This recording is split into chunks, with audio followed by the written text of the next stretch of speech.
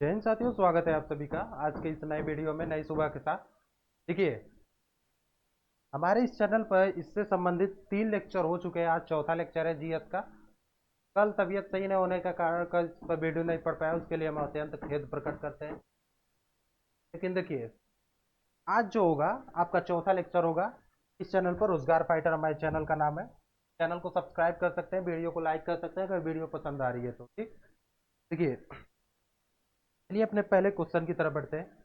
जैसा कि आप सभी को पता है, इस पर एक सीरीज चल रही है, इसका नाम है विजय रथ सीरीज। कि आपके एग्जाम में बहुत ही ज़्यादा आपको हेल्प करेगी। कि कोई भी एग्जाम हो गया, कोई भी वनडे एग्जाम हो गया, ज़्यादातर ये किसी मतलब हाई लेवल के एग्जाम के लिए ही मैंने इसको प्रिपेयर किया। उसी प्रकार के मैंने क्वेश्चन इसके लिए, जैसे दरोगा हो गया, सीजीएल हो गया, एचएसएल हो गया, उसी लेवल के मैंने इसमें क्वेश्चन लेने का प्रयास किया है। ठीक, आज वीडियो में थोड़ा ऊपर लाइट आ रहा होगा, वो थोड़ा कैमरे में दिक्कत हो गया है, जो भाप टाइप बन गया है, उसके लिए आप लोग सॉरी हैं। देखिए, पहले क्वेश्चन की तरफ बढ़ते हैं। चलिए इसके साथ ही जल्दी से वीडियो को समाप्त कर लेते हैं। भारत में जलोढ़ मिट्टी का कितना प्रतिशत है, बताइए। प्रश्न आप लोग के बिल्कुल सामने है, ऑप्शन आप लोग के बिल्कुल सामने है, बताइए। भारत में जलोढ़ मिट्टी का कितना प्रतिशत है? तो कितना प्रतिशत है भैया? भारत में जलोढ़ मिट्टी का 43% है। 18% किसका है? 18% किसका है भैया? आपकी काली मिट्टी का। काली मिट्टी का कितना है? 18% है। जलोढ़ मिट्टी के भाग, जलोढ़ मिट्टी के दो भाग होते हैं। एक भाग होता है इसका खादर और एक भाग होता है इसका बांगर। खादर किसे कहते हैं? जो नई मिट्टी, जो नई जलोढ़ मिट्टी होती है उसे खादर कहते हैं, और जो पुरानी जो जलोढ़ मिट्टी होती है उसे बांगर कहते हैं। जलोढ़ मिट्टी का रंग कैसा होता है? इसका रंग होता है हल्का धूसर रंग। हल्का धूसर रंग होता है इसका, किसका? जलोढ़ मिट्टी का। ठीक, जलोढ़ मिट्टी के अन्य नाम क्या हो सकते हैं? तो परिवहन मिट्टी भी कहते हैं। क्यों कहते हैं परिवहन मिट्टी? काप मिट्टी भी कहते हैं, कछारी मिट्टी भी कहते हैं। इसको कहते हैं जलोढ़ मिट्टी को। और इसमें कौन कौन सी फसलें बहुत ही अच्छी तरीके से होती है, बताइए। अगर फसल की बात करें तो फसल में गेहूं, ज्यादातर मैदानी इलाकों वाली फसल ही होगी। गेहूं, चावल और मक्का, या फिर इत्यादि फसलें जो भी आप लोग के दिमाग में आ रही हैं, क्योंकि मैदानी क्षेत्रों में ये होने वाली ये फसलें हैं ज्यादातर। तो जलोढ़ मिट्टी का रंग क्या होता है? हल्का दूसरा रंग। दो प्रकार की होती है, खादर बांगर। और इसको परिवहन का कांप कछारी मिट्टी भी कहते हैं। वो गेहूं, चावल, मक्का और ये जौ जो हो गया, बहुत ही अच्छी तरीके से इसमें होती है। दूसरा क्वेश्चन है, मछली पालन किस सेक्टर के अंदर होता है? 3 सेक्टर होते हैं, प्राथमिक सेक्टर, सेकेंडरी सेक्टर और टर्शियरी सेक्टर। तो बताएंगे आप लोग मछली पालन यानी कि आप लोग सीधे बताइए, जो पालन है, पशुपालन, मछली पालन, कोई भी पालन हो गया, वो किस सेक्टर के अंतर आ रहा है? जो पालन है वो किस सेक्टर के अंदर? देखिए, चाहे पालन हो या फिर कृषि हो, पालन, कृषि, ये सभी किस में आते हैं? आपके प्राथमिक क्षेत्र में आते हैं। किसमें? प्राथमिक क्षेत्र में आते हैं। चलिए देखते हैं। आपका जो मैंने बताया, कृषि, पशुपालन, कोई भी मतलब कोई भी चीज हो गया जो प्राथमिक सेक्टर, जो बहुत ही ग्रास रूट लेवल पर शुरू होता है, उसे हम लोग कहते हैं। इसमें क्या आता है सेकेंडरी में? प्राथमिक सेक्टर को जो मैन्युफैक्चरिंग जो किया जाता है, इसी का जो मैन्युफैक्चरिंग जो होता है वो सेकेंडरी में होता है। टर्शियरी में क्या होता है, यानी कि थर्ड वाले में बताइए आप लोग क्या होता है? क्या आता है? सेवा क्षेत्र, बीमा, हॉस्पिटल इत्यादि। मतलब जो भी चीजें मतलब बहुत ही ज्यादा एडवांस चीजें होती हैं, वो किस में आती है? आपके टर्शियरी में आती है। ठीक, चलिए अगला क्वेश्चन देखते हैं। नाबार्ड का मुख्यालय कहाँ स्थित है, बताइए। नाबार्ड का मुख्यालय कहाँ स्थित है? नाबार्ड का मुख्यालय कहाँ पर स्थित है? नाबार्ड का पूरा नाम बताइए पहले। नाबार्ड का पहले आप लोग पूरा नाम बताइए।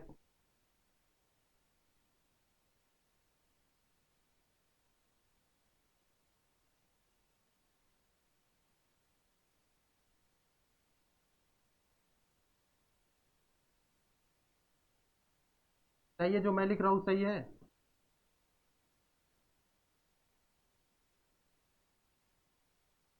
बताइए जो मैंने लिखा वो सही है कि नहीं। National bank for agriculture and rural development NABARD का पूरा नाम है। इसका जो मुख्यालय कहाँ पर स्थित है, मुंबई में स्थित है। कहाँ पे, मुंबई में स्थित है। चलिए नाबार्ड के बारे में हम लोग सब कुछ जान लेते हैं। देखिए नाबार्ड की स्थापना कब हुई थी, 12 जुलाई 1982 को हुई थी। किस समिति की सिफारिश पर हुई थी, बता सकते हैं क्या आप लोग, किस समिति की सिफारिश पर हुई थी। एक समिति थी सीयू रमन समिति की सिफारिश पर हुई थी। किसकी स्थापना, नाबार्ड की स्थापना किसकी। और इसके जो प्रथम जो हेड थे उनका नाम बताइए। ये प्रथम जो हेड है उनका नाम भी बताइए, और जो वर्तमान जो हेड है उनका नाम भी बताइए। प्राथमिक हेड यानी कि जो फर्स्ट हेड थे इस बैंक के, और जो वर्तमान जो है उनका भी नाम बताइए। वर्तमान मैं बता देता हूँ, आप लोग वो वाला बताइए। ताजी केवी है इसके वर्तमान हेड। और बताइए आप लोग जो प्रथम जो हेड थे उनका नाम, प्रथम जो हेड थे उनका नाम क्या था। उनका नाम था एम रामाकृष्णन। एम रामाकृष्णन, क्या नाम था, M Ramakrishnan.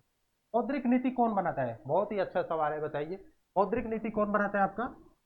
RBI, reserve bank of India. इस स्थापना को हुई थी। देखिए आरबीआई पे एक सेपरेट वीडियो इस चैनल पर मिलेगा। जो कोई भी एग्जाम हो गया, यूपीपीसीएस यूपीएससी कोई भी एग्जाम हो गया, उससे बाहर नहीं जाना है, ठीक। आरबीआई से एक सेपरेट वीडियो मिलेगा इसी चैनल पर, उससे बाहर कोई भी क्वेश्चन नहीं जाना है, ठीक। देखिए मौद्रिक नीति की बात करें तो इसमें 6 सदस्य होते हैं। 6 में से 3 जो होते हैं केंद्रीय होते हैं, और 3 जो होते हैं वो आरबीआई के एम्प्लॉय होते हैं, ठीक। 6 में से 3 आपके केंद्र से आते हैं, और 3 जो होते हैं आरबीआई के होते हैं। और मौद्रिक नीति का जो मतलब जो अध्यक्ष जो होता है वो कौन होता है, इसका जो अध्यक्ष जो होता है वो कौन होता है, वो गवर्नर होता है। कौन होता है, गवर्नर होता है इसका अध्यक्ष, इसका मौद्रिक नीति। और देखिए एक और बताइए, केंद्रीय निदेशक मंडल में सदस्यों की संख्या कितनी होती है। तो केंद्रीय निदेशक जो मंडल होता है आरबीआई का, उसमें सदस्यों की संख्या कितनी होती है। पेन चेंज कर लेते हैं हम लोग। तो केंद्रीय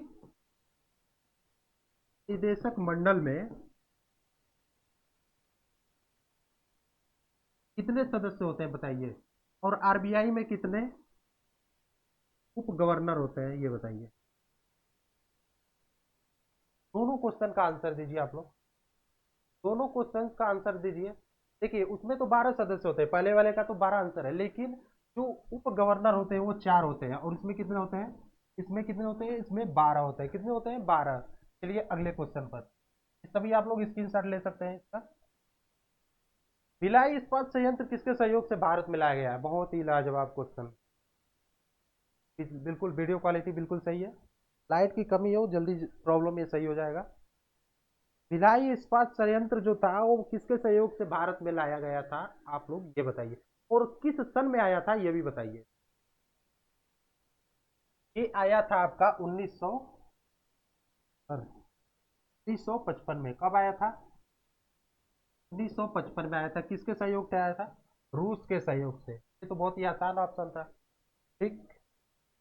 ये बताइए, ओ ये है, राउरकेला इस्पात संयंत्र किसके सहयोग से लाया गया था।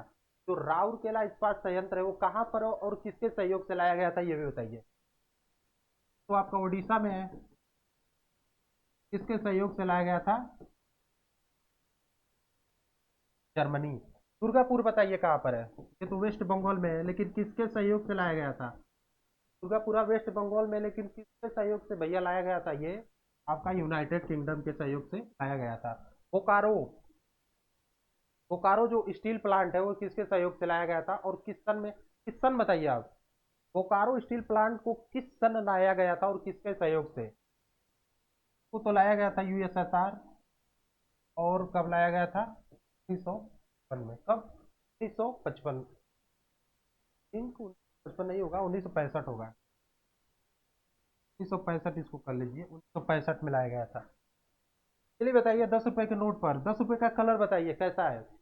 10 रुपए का कलर बताइए आप लोग कैसा है। पर क्या है आपका, ये चॉकलेटी भूरा भूरा कलर है,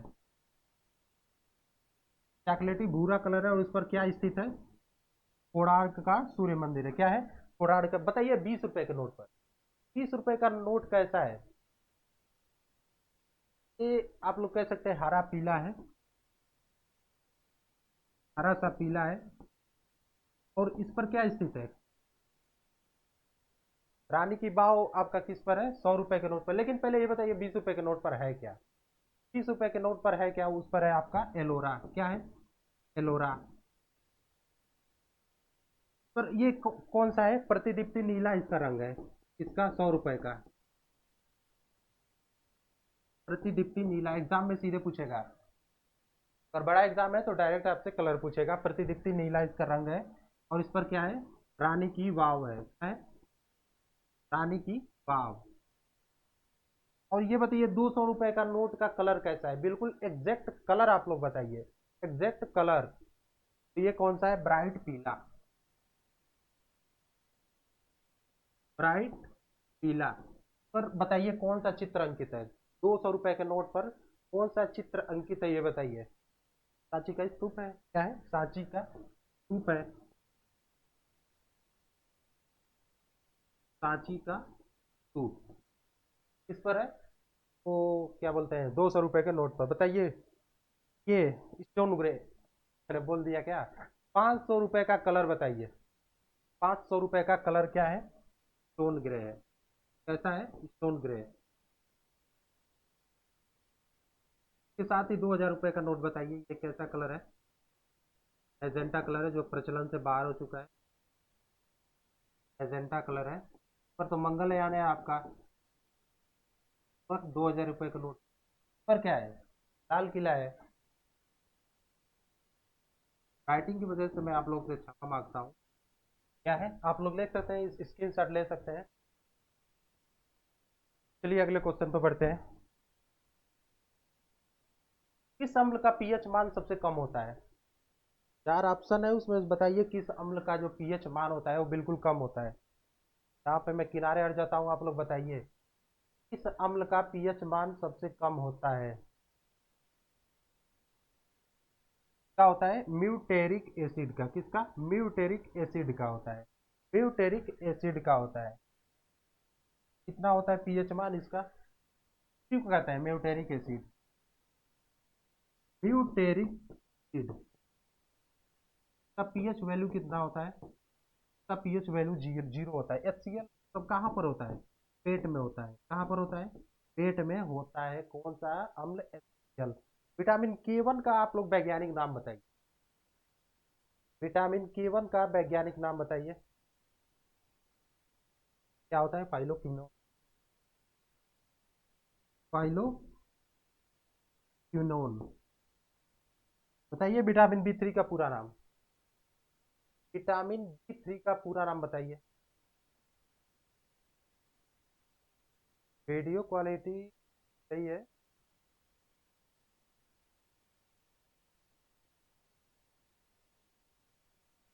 ठीक है, ठीक, क्वालिटी सही है। बताइए विटामिन B3 का किसका क्या होगा, निकोटेनिक, निकोटेनिक होता है आपका किसका, विटामिन B3 का। B5 का बताइए, पेंटो, विटामिन B5 का क्या होता है आपका, पेंटो, पेंटोथोनिक होता है। क्या होता है, पेंटोथोनिक। बताइए विटामिन B6 का पूरा नाम, जल्दी से बताइए, जल्दी जल्दी जल्दी, बिल्कुल जल्दी। थायरोडाक्सिन। और बताइए विटामिन B7 का पूरा नाम, बायोटीन। क्या होता है, थायरोडाक्सिन। विटामिन B7 का क्या होता है, बायोटीन। बहुत ही ज्यादा इंपॉर्टेंट है। 9 बताइए विटामिन B9 का पूरा नाम क्या है, क्या होता है, फॉलिक एसिड। क्या होता है, फॉलिक एसिड, फॉलिक एसिड। तो क्वालिटी, हाँ बिल्कुल सही है। शायद भाप अब नहीं बना रहा है, भाप अब नहीं बना रहा है। चलिए अगले क्वेश्चन पर। दाद किस जीवाणु के कारण होता है? वगैरह होता है ना, वो किस जीवाणु के कारण होता है? वगैरह किस जीवाणु के कारण होता है? ये किसके कारण होता है? कवक के कारण। चलिए रिलेटेड क्वेश्चन लवलन टॉप में देखते हैं। देखिए, दाद से होने वाली और बीमारियों का नाम बताइए। दाद से क्या होता है? होता है से हाथी पांव भी होता है। तो हम लोग क्या कहते हैं? हाथी पांव को क्या कहते हैं और बताइए? एथलीट फुट किसको कहते हैं? हाथी पांव को कहते हैं। और क्या होता है? गंजापन होता है, दमा भी होता है। दमा भी इसी से होता है कि कवक से।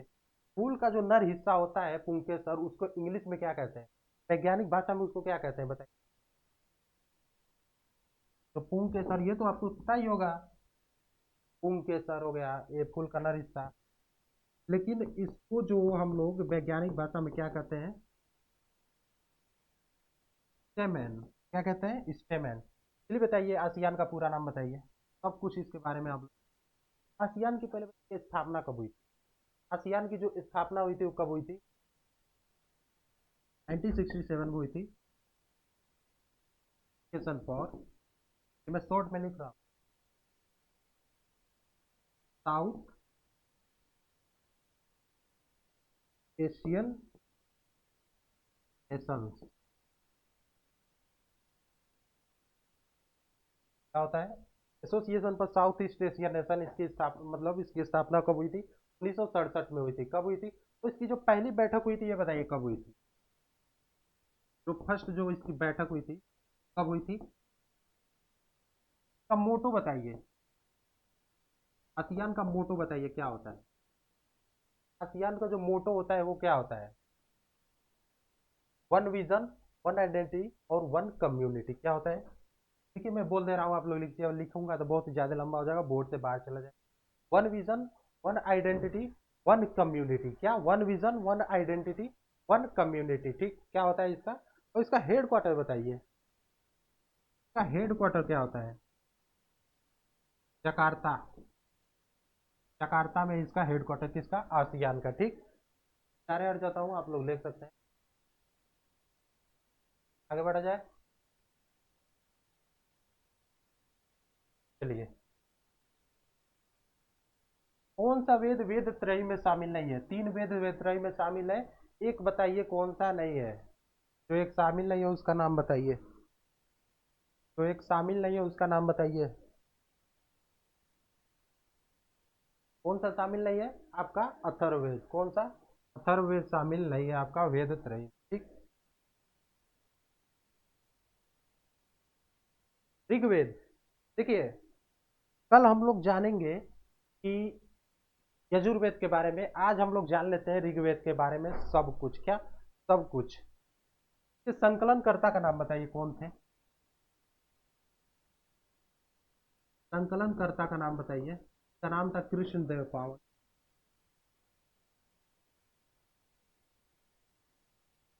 वह पावन था इनका नाम, संकलनकर्ता। इसमें मंडल कितने हैं? ये 10 मंडल है। ये सूक्त बताइए कितने हैं? इसमें सूक्त बताइए। ऋग्वेद में जो होते हैं सूक्त, जिनको हम लोग आम भाषा में क्या कहते हैं? मंत्र भी कहते हैं। मंत्र भी कहते हैं। ये सूक्त कितने हैं? और ऋचाएँ, ऋचाएँ तो 1000, मतलब 10,962 है, ये आप लोग को पता ही है। लेकिन इसमें सूक्तों की संख्या कितनी है? सूक्तों की संख्या 1028 है। कितनी है? 1028 है। इसमें मंत्र कितने हैं? 10,952 है। लगभग 2 लाख के, 2 लाख के आसपास होंगे। और बताइए इसमें मंडल तो 10 है, अष्टक इसमें 8 ही है। और बताइए अगर इसकी बात करें पहले मंडल की, तो पहले मंडल में क्या क्या चीज़ है? प्रथम जो मंडल है, फर्स्ट मंडल में क्या है आपका? गायत्री मंत्र है। क्या है? गायत्री मंत्र है। गायत्री मंत्र के रचयिता कौन है? विश्वामित्र जी हैं। विश्वामित्र है। अगला चीज बताइए कि मतलब जो सेकंड हो गया, मतलब थर्ड जो मंडल है उसमें बताइए क्या है? थर्ड मंडल में क्या है आपका? और ये बताइए गायत्री मंत्र लिखा किसके लिए गया? जो विश्वामित्र ने गायत्री मंत्र जो लिखा है वो किसके लिए लिखा है? ये गलत हो गया क्या? तीसरे मंडल में है, तीसरे मंडल होगा, तीसरे मंडल में होगा। ये थर्ड मंडल होगा, ये इसके लिए माफी चाहता हूँ। थर्ड मंडल होगा, थर्ड मंडल में ना है आपका। क्या है थर्ड मंडल में? आपका गायत्री मंत्र है। बताइए, और चौथे मंडल में क्या है? जल्दी जल्दी बताइए। चौथे मंडल में आपका कृषि। क्या है चौथे मंडल में? कृषि है। ये बताइए आप, सातवें मंडल में क्या है? सातवां मंडल क्या लिखा गया है सातवें मंडल में आपका? वो एक युद्ध लड़ा गया था ना, दसराग युद्ध। दसराग युद्ध सातवें मंडल में। दसराग युद्ध इसमें सातवें मंडल में है, ठीक। आठवें मंडल में बताइए क्या है? आठवें मंडल में कील के बारे में बताया है। कील, कील, कील क्या होता है? हस्तलिखित रचनाओं को ही कील कहते हैं। तो जो रचनाएं हाथ से लिखी जाती है ना, उसे ही कील कहते हैं। ये बताइए नौवें मंडल में क्या है? यहाँ पे लिख दूं, दिखाई देगा? दिखाई दे रहा है आप लोग को? हाँ ठीक सर, दिखाई दे रहा है। नौवें मंडल में क्या है आपका? सोम देवता है। क्या है? सोम देवता है। ये बताइए 10वें मंडल में क्या है? जो 10वां मंडल है उसमें क्या है? 10वां मंडल में आपका वर्ण व्यवस्था। 10वें मंडल में क्या है? वर्ण व्यवस्था। सही से दिखाई दे रहा है ना? मैं किनारे हट जा रहा हूँ, आप लोग स्क्रीनशॉट ले सकते हैं। वर्ण व्यवस्था किस में है आपका? 10वें मंडल में है, ठीक। चलिए आगे बढ़ते हैं। 1857 की क्रांति किस स्थान से शुरू हुई थी? बताइए, चार ऑप्शन आप लोग के। 1857 की क्रांति की शुरुआत किस स्थान से हुई है बताइए। चला जाए, आगे बढ़ जाए। तो कहाँ से हुई थी? मेरठ नामक स्थान से हुई थी 1857 में, ठीक। मेरठ से हुई थी इसकी क्रांति की शुरुआत। 1857 की क्रांति, देखिए, मेरठ से इसकी शुरुआत हुई। अगर एग्जैक्ट डेट अगर आप लोग से पूछा जाए, 10 मई 1857, क्या? 10 मई 1857 को मेरठ से शुरू हुआ था क्या? 1857 की क्रांति। ये बताइए, लखनऊ से 1857 क्रांति का जो नेतृत्व कर रहे थे, उनका क्या नाम था? का नाम था हजरत महल। क्या नाम था? हजरत महल। इनका उपनाम कहते हैं महत परी। ये कर रही थी लखनऊ से। झांसी से कौन कर रही थी? रानी लक्ष्मीबाई। सॉरी सॉरी, रानी लक्ष्मीबाई कहाँ से कर रही थी? रानी लक्ष्मीबाई कहाँ से कर रही थी? झांसी से। इसके बचपन का नाम मणिकर्णिका, इनको छबीली बाई भी कहते हैं। कि नाना इसे मणिकर्णिका इनको नाम दिया था। इनके पुत्र का क्या नाम था? दामोदर राव। इनके पति का क्या नाम था? गंगाधर राव, ठीक। वाराणसी से ये नेतृत्व करती थी। और बताइए, वाराणसी मतलब इनका जन्म हुआ था। कानपुर से बताइए, कानपुर से जल्दी बताइए। सही है, कानपुर से बताइए। उसके बाद क्या है? बिहार से भी बताइए। फैजाबाद से बताइए। इलाहाबाद से, बरेली से, मतलब इन इन स्थानों से कौन कौन ऐसे लोग थे जो मतलब कर रहे थे नेतृत्व, ठीक। कानपुर से बताइए। कानपुर से कौन थे? आपका नाना साहब थे। आसान है बिल्कुल। बिहार से कौन थे? बिहार के जगदीशपुर से कुंवर सिंह। कौन थे? कुंवर सिंह। फैजाबाद से कौन था? मौलवी अहमदुल्लाह। अब्दुल्ला। इसको इसलिए फेमस मैं बता रहा हूँ क्योंकि ये अंग्रेजों का कट्टर दुश्मन कहा जाता था, ठीक। अंग्रेजों का कट्टर दुश्मन। इस पर 50,000 का इनाम भी रखा हुआ था। क्या बात से बताइए। लियाकत अली। इलाहाबाद से कौन थे? लियाकत अली थे। कहाँ से? इलाहाबाद से। बताइए, बरेली से कौन थे? बरेली से कौन थे? खान बहादुर खान। कौन थे? खान बहादुर थे बरेली से। सारे हट जाता हूँ, आप लोग ले सकते हैं। ये बढ़ते हैं। बंगाल का पहला गवर्नर का नाम बताइए। बंगाल के पहले पहले गवर्नर का नाम कौन था भैया? रॉबर्ट क्लाइव था। कौन था? रॉबर्ट क्लाइव था। ये बहुत ही ज्यादा इंपॉर्टेंट है, इस पर ध्यान देंगे। बंगाल का पहला गवर्नर जनरल का नाम बताइए। बंगाल के जो पहले गवर्नर जनरल थे वो कौन थे? वॉरेन हेस्टिंग्स थे। कौन थे? Warren Hastings. भारत का पहला गवर्नर जनरल। भारत का पहला गवर्नर जनरल कौन था? विलियम बेंटिक था। कौन था? William Bentinck. भारत का प्रथम वायसराय बताइए। कौन था? भारत का प्रथम वायसराय कैनिंग था। कैनिंग था। कौन? भारत का प्रथम वायसराय। स्वतंत्र भारत का प्रथम गवर्नर जनरल बताइए। स्वतंत्र भारत का प्रथम गवर्नर जनरल बताइए। क्या बिल्कुल सामने आप लोग के। स्वतंत्र भारत का प्रथम गवर्नर जनरल बताइए। कौन था? माउंटबेटन। तबीयत सही है नहीं हमारी, इसके लिए आप लोग क्षमा करेंगे, आवाज़ धीरा ही है। स्वतंत्र भारत का प्रथम भारतीय गवर्नर जनरल कौन था? वो तो आपको पता ही होगा। सी राजगोपालाचारी जी थे। क्या इनका बता सकते हैं क्या? कैनिंग कोई एक, चलिए कैनिंग का ही बताइए। कैनिंग का जो तब जो टाइम था, टाइम पीरियड था, वो कब से कब तक था? अगर आप टाइम नहीं बता सकते तो ये बताइए, इसको एप्लॉय किस एक्ट से किया गया था? तो लॉर्ड जो कैनिंग था वो किस एक्ट से अप्लाई किया गया था? तो उसको किया गया था 1858 के एक्ट से। 1858 एक्ट से किया गया था। चलिए आगे बढ़ते हैं। भारत का क्षेत्रफल बताइए। भारत का क्षेत्रफल बताइए। भारत का क्षेत्रफल। भारत का क्षेत्रफल बताइए। सही है बिल्कुल। वीडियो क्वालिटी बिल्कुल सही है। ठीक, भारत का क्षेत्रफल क्या होगा? 32,87,263 किलोमीटर स्क्वायर। ठीक, क्या पूछ रहा है? क्षेत्रफल के हिसाब से भारत की स्थिति।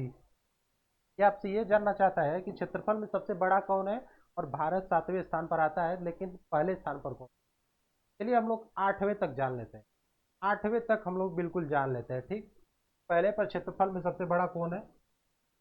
रूस है। रूस से छोटा कौन है? अमेरिका है। क्या है? छोटा कौन है? हाँ। नहीं नहीं नहीं, फिर भाप बना रहा है क्या?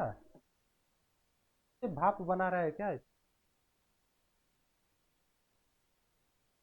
ठीक है, क्वालिटी सही है। चलिए, रूस के बाद क्या होता है? कनाडा आता है। फिर क्या आता है? चीन आता है। फिर क्या आता है? अमेरिका आता है। फिर ब्राज़ील आता है।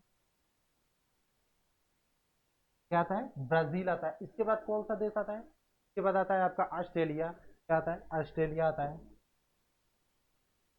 फिर आता है आपका भारत आता है। इसके बाद जानने की जरूरत नहीं लगे, लेकिन अगर आप लोग इसके बाद भी अगर जानना चाहते हैं तो इसके बाद अर्जेंटीना आता है। क्या आता है? भारत के नीचे क्या आता है? अर्जेंटीना। अर्जेंटीना आता है। सबसे बड़ा क्षेत्रफल में कौन सा है? रूस है, फिर कनाडा है, फिर चाइना है, फिर यूएसए, ब्राजील, फिर ऑस्ट्रेलिया है, भारत है, फिर अर्जेंटीना है। ठीक, अगर आप लोग जनसंख्या के हिसाब से अगर देखें, सबसे ज्यादा जो वर्तमान में कौन है? चाइना है, फिर भारत है, फिर क्या है? ब्राजील है। ब्राजील है का अमेरिका होगा। अमेरिका को कर लीजिए। क्या कर लीजिए? अमेरिका या ब्राजील, दोनों को कर सकते हैं। तो ये थी हमारी क्लास। आज के गृह कार्य विटामिन B12 का वैज्ञानिक नाम बताइए। कमेंट सेक्शन में बताइए विटामिन B12 का वैज्ञानिक नाम। तो ये थी हमारी क्लास। वीडियो पसंद आया तो वीडियो को लाइक कीजिए, चैनल को सब्सक्राइब कीजिए। इसी तरह के रेगुलर आपको अपडेट्स मिलते रहेंगे और जल्द इस पर करंट अफेयर की क्लासेस भी शुरू होंगे। ठीक, तो चैनल को सब्सक्राइब करते रहिए और लोगों के पास जिसको ज़्यादा से ज़्यादा इस चैनल को शेयर कीजिए ताकि लोग इस चैनल से जुड़ सकें, लाभ उठा सके थे। ठीक, तो मिलते हैं अगले वीडियो में। तब तक के लिए bye, goodbye, take care.